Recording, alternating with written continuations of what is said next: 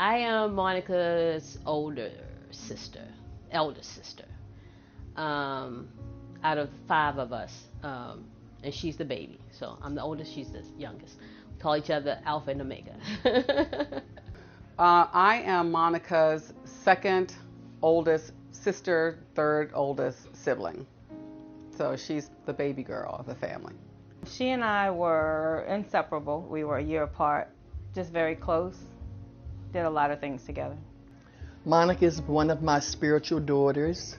We met at a church back in the 80s, and we were instant connected by the Spirit of God. And we keep in touch, we talk, we pray. I met Monica at Gibbons United Methodist Church. I wouldn't say it was choir because, as everybody knows, she can't sing. So we were just all in the congregation and we became friends. You know, just once we met, it was like an instant friendship. I met Monica when I was 19, so she's been an older sister, a spiritual mother, my best friend, my counselor, my confidant. She's just been all that wrapped in one person. Even for her to be my aunt, she's always been a mother to me, and she's always, called me her daughter, and I just couldn't imagine anything or being anywhere in life without her, honestly. I was at home. It was early in the morning, getting the kids ready for school, and I got a phone call from my daughter-in-law to say that she was on her way to work and she thought she saw Monica's car on the bridge, and it looked pretty bad. We were getting ready for school. Me and my cousin, which is my sister, that's just like the bond we have. We're together getting ready for school, and then my grandmother got a call and said we didn't know what she said, but she said, "Oh my Lord." She grabbed her shirt, she cried, and she left.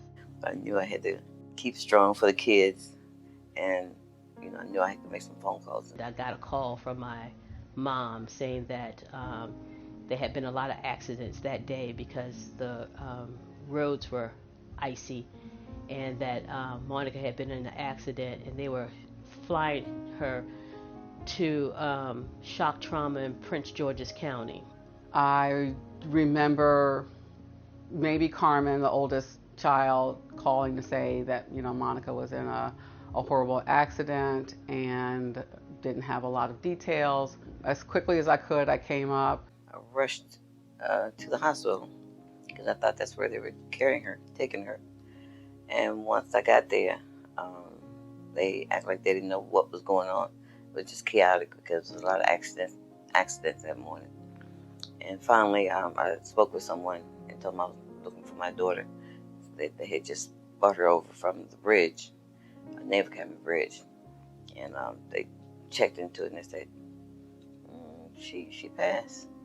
She didn't make it. I'm saying, passed, didn't make it. Run where they go and say prayers and stuff, waiting for them to get back with me. And so I went in and just knelt down and just prayed to God that it was a mistake, that they didn't know what they were talking about, that she'd be all right. And so I did that and came back out, and they told me that they were sorry. They had gotten the wrong person. Met them at the emergency room. No one was allowed to see her at that time except for my mom and Monica's father. I was actually at the hospital before she got there. I went in because I thought I had broken my toe.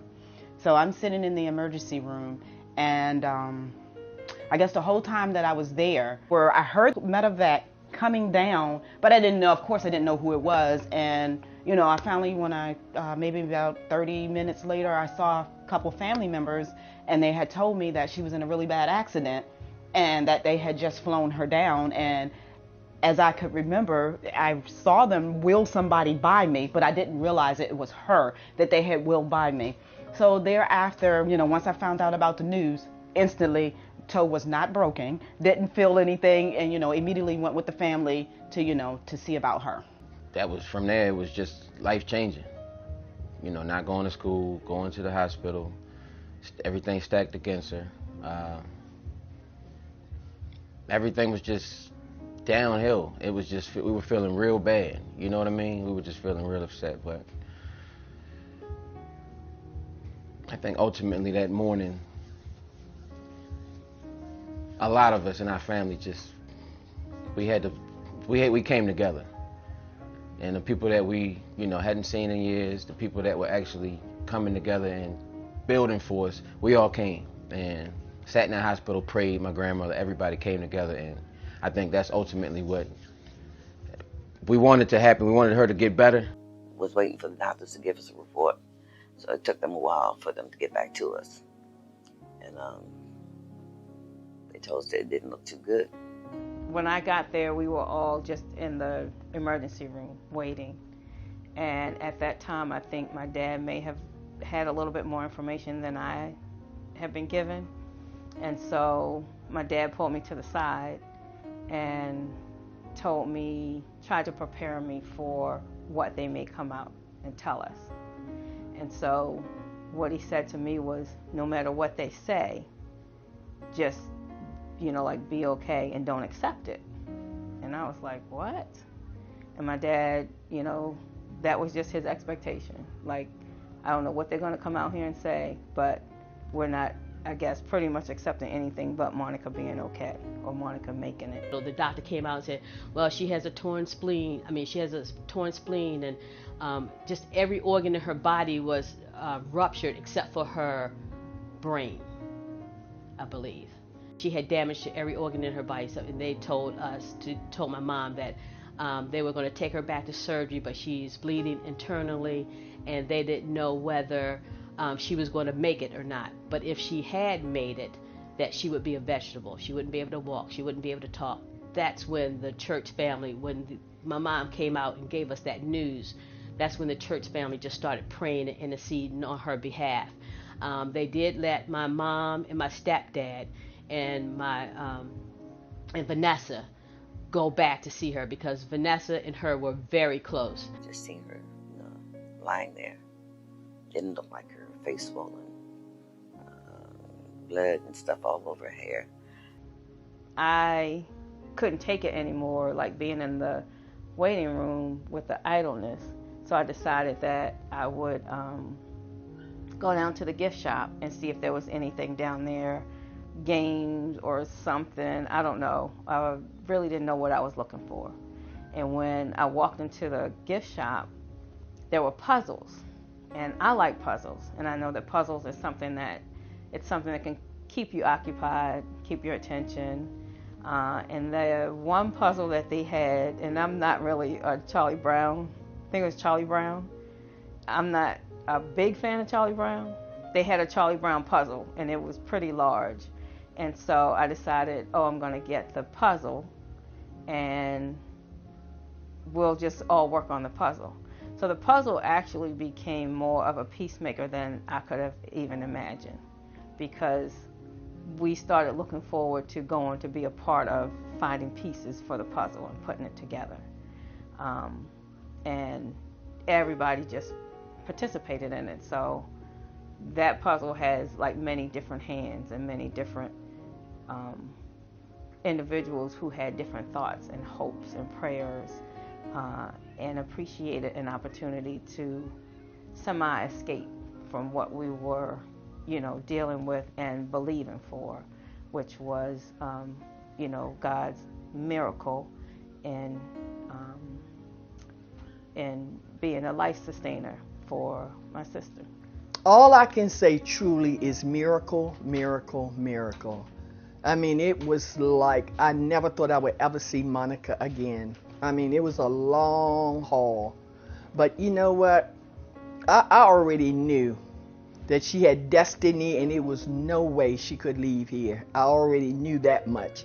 So I had faith and a lot of prayer warriors praying for her, but I never doubted that she wouldn't be here today. And I've never ever seen that many people come to a hospital and be on one accord and just started praying, for her. And it was just awesome, to see how God was working, even though, they said, she might not make it. In my heart, I'm saying she has to make it. She got a son she has to raise. What would I do without her? Just all kinds of questions and things came up. She finally was, placed in a room, and we were able to come and, see her.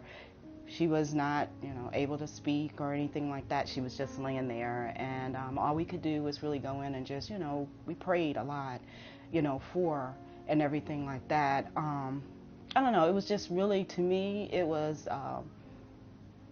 a very devastating, point in my life because, like I said, she was like a really close friend of mine, and we spent a lot of time together. We talked daily on the phone, so not being able to speak with her was, kind of a little hurtful for me, But I do remember a point before all of this had taken place. She had started the sign language ministry. Well, both of us, we were kind of, doing signing. And of course, I was a slacker. I never would, do what I was supposed to do. So at this moment, that's when I really needed it because she couldn't talk, but she could sign. And because I didn't do what I was supposed to do when she was signing to me, I was like, I don't know what you're talking about. And then that's when she, she kind of like grabbed the pad angrily and said, wrote to me, that's why you should have paid attention while you were in sign class. I got the same reaction from her when she was in the hospital. She's signing things, and I'm trying to guess what she's saying, and she's getting so frustrated. But, the doctor's reports weren't good. But whose report do you believe? We don't believe the doctor's report. And Monica is a strong soldier. I mean, she's a strong woman of God, and she had the faith. But, from step to step to step, everything that she had to endure, she endured it with the Lord. Mom said that God put in her spirit that she was not going to die, that she was going to live. And so that's what we spoke the whole time in the hospital, cards. And we didn't let everybody come in and see her because she didn't look like herself. And we didn't want them to, she's going to die or she's not going to make it. We didn't want any negative in the room with her. And so she said we played music, and different people came in and prayed over her. And although she didn't, the doctors was like, well, y'all can pray. I mean, y'all can talk to her and stuff, but she can't hear you. She doesn't know what you're saying. We look and all of a sudden see maybe a finger go up, or we look and see a tear coming down from her eyes, and we just felt like she felt us. She knew that God was working in her life and that she was going to be all right. And so that also gave me courage to, be strong. One of the nurses said, oh, she can't hear you. That's just her regular, that's just a normal reaction that comatose patients have. They might move a little bit, or they might, tear up in their eyes. But we trusted and believed that she could hear what we were saying. It was a long recovery. She was in the hospital for 3 months, I believe. And then from there, she went to rehab. She made a full recovery. I mean, she was paralyzed on one side of her body. I believe it was the left side. And I was 9, 10, and we'd take something like poker, and she couldn't feel anything. In a wheelchair. My grandmother had to pick her up. Had to use help her use the bathroom. She started walking again, eventually. She literally made full recovery. Wouldn't even know that, her ribs were broken, pelvis, lungs collapsed. You wouldn't know it to this day. She made a full recovery. I didn't live here, so I didn't get to see all of the hardships that she went through. However, when I came around, it seemed as though I came when there was these moments of healing, these miracle moments. Her walking to the mailbox for the first time, was a big accomplishment. When they took the trach out of her throat, they said that she wouldn't talk. And lo and behold, I believe she was talking before they even took it out. She was talking around the pipes. So they, removed those, and there she was talking. They said she'd never have babies. She's got 3 additional babies. She would have a limp. So, everything that they said that she would not be able to do, she has truly overcome. When she came to my house after the whole accident and her recovery, just to see her actually walking up my steps, it really just kind of took me to a different place. I was like, wow, look at what God did. When they told us that she would not be able to walk, maybe even, to talk or anything like that. But just to actually see her walking up my steps, it just kind of blew me away. I was like, oh my God, I can remember when you first came here. And now, through all of your trauma and your accident, how God has recovered you and allowed you to actually come back up my steps once again. It was just amazing to me to see her walking on her own. And it was bittersweet. But she had her car accident, and then when she made it to my, I want to say, 9th birthday party, 9th or 10th, and I didn't expect her to be there. I hadn't seen her. She'd been in the hospital. But when she made it, it was everything, with all the things stacked against her. And so it was a long process, but it was a good process because everything the doctor said that she wasn't going to do, she did. When she was going through the healing part of, using her hands and walking and stuff, and she was just wondering, why this had to happen to her now. She said because she felt like she had accepted God in her life. God was just using her in a mighty way. And she said, God was saying, no, you're going to be able to use your hand, and you're going to be in the deaf community doing something with your hand. And it's almost like impossible because she couldn't hardly put her arms down, her hand down. But God, everything that God told her was going to happen, it happened. And I see her as being mature in her walk with Christ. I see God using her in a mighty way with young people and just people in general. I'm just happy that all the things that they say she wouldn't do, she's doing.